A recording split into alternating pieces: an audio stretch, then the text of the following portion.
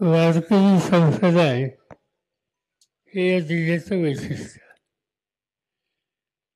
आणि वारकरी संप्रदायाचा विचार घेऊन आपलं आयुष्य जगणार आहे. दुष्काळ पडल्यास ते त्याला तोंड देणार आहे.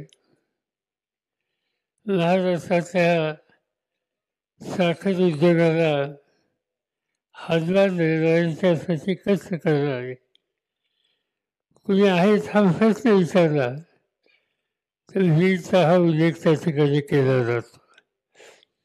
आणि अशा जिल्ह्यामध्ये जे काही घडलं हे कुणाला न फसणारं, न सोसणारं, अतिशय चमत्कारिक अशा प्रकारचं आहे. त्या तरुण सरपंचाची हत्या झाली.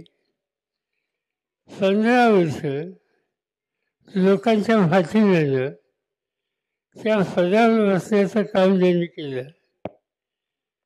15 वर्ष ज्याची निवड झाली त्याचा अर्थ लोकांच्या दैनंदिन सुखदुःखाशी समरस होणारा, वादविवादापासून दूर राहणारा असा हा तरुण कर्तव्यगार लोकप्रतिनिधी म्हणून तुमच्या गावामध्ये काम करतोय. जे काही घडलं त्याच्यात त्याचा काहीच संबंध नसताना कुणी येऊन कुणाला दमदाटी दिली, कुणाला मारहाण केली आणि त्याच्याबद्दलची तक्रार आल्याच्या नंतर त्याची चौकशी ही करण्याची भूमिका घेतली. आणि ती चौकशी का करतो म्हणून कुणी बाहेर यायचं, व्यक्तिगत हल्ला करतो आणि शेवटी तो हल्ला हत्येभरून जातो. हे चित्र अतिशय गंभीर अशा प्रकारचं आहे. याची नोंद ही राज्य आणि केंद्र सरकारला घ्यावीच लागेल. लोकसभेचं अधिवेशन काल संपलं आणि गेले 2-4 दिवस आम्ही बघतो तुमचे प्रतिनिधी बजरंग सोनवणे असतील, शिव तरडके असतील आणि जे कोणी तिथं खासदार महाराष्ट्राचे आहेत त्यांनी हा प्रश्न उचलून धरला.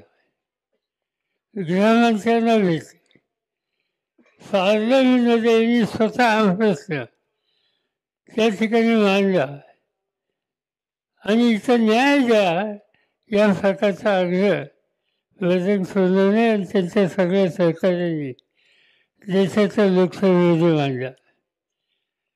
त्यांचं भाषण मी ऐकत होतो. मी काही त्यांच्या सभागृहात नाही आहे, पण ऐकत होतो. समग्र ते जे काही सांगत होते ते ऐकल्याच्या नंतर स्थगित झालं. या देशाच्या राज्यात काय चाललं आहे अशा प्रकारचे प्रश्न नंतर लोक विचारायला लागले.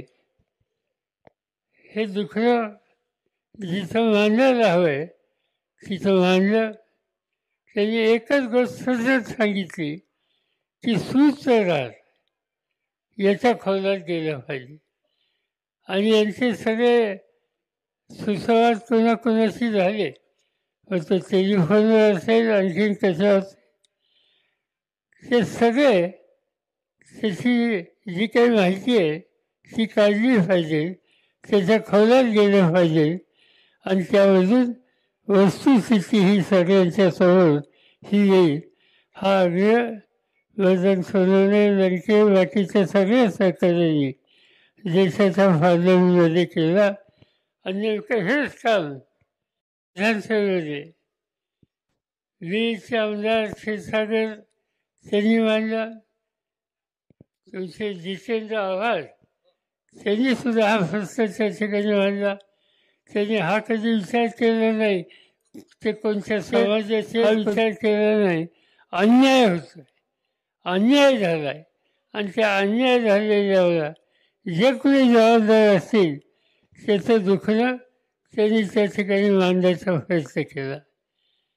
मी स्वतः थोडीवर माहिती घेतली, त्याच्यामध्ये सोनवणे काही बोलले, आणखीही काही लोक बोलले. एक या जिल्ह्याचा लोकप्रतिनिधी, शेजारच्या जिल्ह्याचा लोकप्रतिनिधी हा प्रश्न महाराष्ट्राच्या विधानसभेमध्ये सुद्धा मांडला आणि मुख्यमंत्र्यांनी काही आश्वासनं दिली. त्यांनी काही रक्कम दिली, ठीक आहे, कुटुंबाला मदत त्याची होईल, पण तुम्ही किती रक्कम दिली ते गेलेला माणूस येत नाही. त्या कुटुंबाचं हे दुःख आहे ते काही जाऊ शकत नाही. पण ठीक आहे, आम्ही काही त्याच्या खोलात जाऊ इच्छित नाही, त्याचं टिफणी करू इच्छित नाही. पण एक गोष्ट करावी लागेल की जोपर्यंत याच्या खोलात जाऊन जे कुणी जबाबदार आहेत आणि जे कुणी सूत्रधार म्हणून याच्या मागे आहेत त्यांना योग्य प्रकारचा धडा शिकवायचा आहे आणि तेही तातडीने. मला आनंद आहे की एका गोष्टीचं समाधान आहे की त्या वकील मंडळीने लेखी निवेदन दिलं. वकील वगैरे जे काही करायचं असेल तर ती जबाबदारी ते स्वतःही घ्यायला तयार आहे. तुम्हाला त्यांची साथ या ठिकाणी होती आणि केंद्र सरकार, राज्य सरकार, लोकप्रतिनिधी, वकील मंडळी आणि या जिल्ह्यातील आजूबाजूचे अनेक लोक तुमच्या हितचिंतक म्हणून या प्रश्नाकडं गावकऱ्यांच्या आणि या कुटुंबियांच्या मागे आहे. मी एवढंच तुम्हाला सांगेन की एक प्रकारचं दहशतीचं वातावरण आहे, कृपा करा आणि त्या दहशतीच्यातून बाहेर पडा. याला आपण सगळे मिळून तोंड देऊ.